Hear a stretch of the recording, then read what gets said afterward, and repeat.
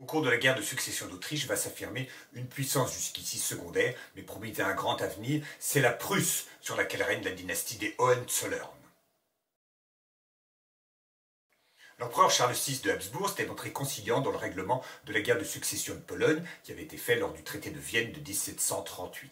En effet, il prévoyait les difficultés auxquelles se heurterait sa fille aînée, Marie-Thérèse. En effet, le Saint-Empire se compose de nombreux États, environ 35, dont certains acceptent d'avoir une femme sur le trône, mais d'autres non.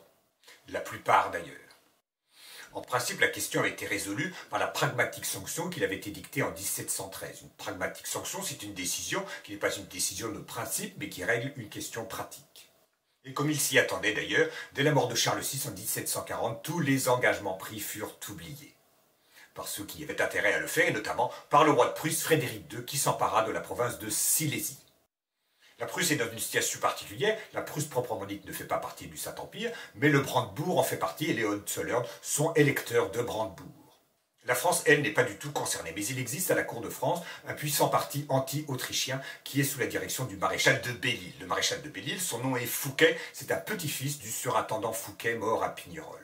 Il faut dire que le petit roi Louis XV avait été élevé à Vincennes plutôt qu'à Versailles, et puis en 1715, il avait été ramené à Paris par le régent, il s'était installé au palais des Tuileries, tandis que le régent était au palais royal, qui est la résidence des ducs d'Orléans. Et puis en 1722, qui est d'ailleurs l'année du sacre du roi Louis XV à Reims, le régent ramena toute la famille royale à Versailles, ce qui permit à Louis XV de se prendre pour Louis XIV. Mais Versailles, c'est loin de Paris, le roi y est assez isolé et il est en proie aux intrigues de cour. On a vu comment la marquise de Pompadour avait fait évincer Philibert Horry. Elle recommencera contre Machaut d'Arnouville, qui sera aussi écarté à sa demande. Et le roi Louis XV, qui est assez faible, est tiraillé par ces intrigues de cour, dont l'existence de ce parti anti-autrichien qui va l'entraîner dans cette guerre. Ainsi, sans déclaration de guerre, les troupes françaises entrèrent en Allemagne pour soutenir une candidature considérée comme favorable à la France, celle de l'électeur de Bavière, qui est un Wittelsbach. Et le maréchal de Belle-Île parvint à entrer à Prague, et là, il fit couronner Charles VII de Wittelsbach, roi de Bohême, puis empereur du Saint-Empire à Francfort en 1742.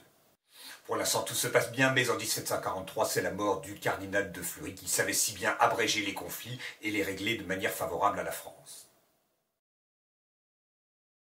Marie-Thérèse est soutenue par la Hongrie. En effet, elle est reine de Hongrie, et les Hongrois ne voient aucun inconvénient à avoir une reine sur le trône. Et elle est soutenue aussi par l'Angleterre. En effet, sur le trône d'Angleterre sont désormais les Brunswick, qui sont originaires du Hanovre en Allemagne et qui sont devenus électeurs de Hanovre. Le roi d'Angleterre est donc en même temps électeur du Saint-Empire. Voilà pourquoi il soutient Marie-Thérèse. Pour se débarrasser d'un premier adversaire, Marie-Thérèse abandonna à la Prusse la Silésie, un contre-cœur d'ailleurs. Elle put alors se retourner contre les Français et les Bavarois qui furent chassés de Bohême. Il se trouve en outre que son concurrent, l'empereur Charles VII, couronné par les Français, mourut en 1745. Et pour contourner la difficulté du fait d'avoir une femme sur le trône, Marie-Thérèse eut l'idée de faire couronner son mari, François III, duc de Lorraine, qui devint ainsi l'empereur François Ier.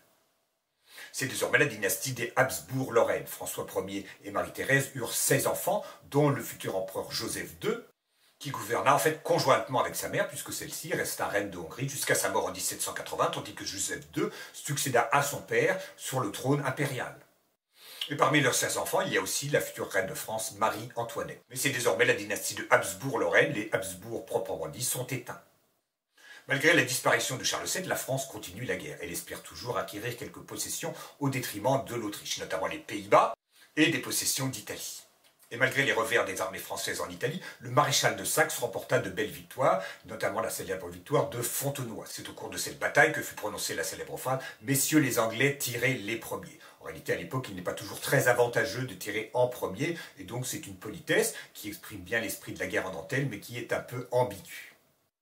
Donc Fontenoy en 1745, celle de Raucourt en 1746, et enfin celle de Laufeld en 1747.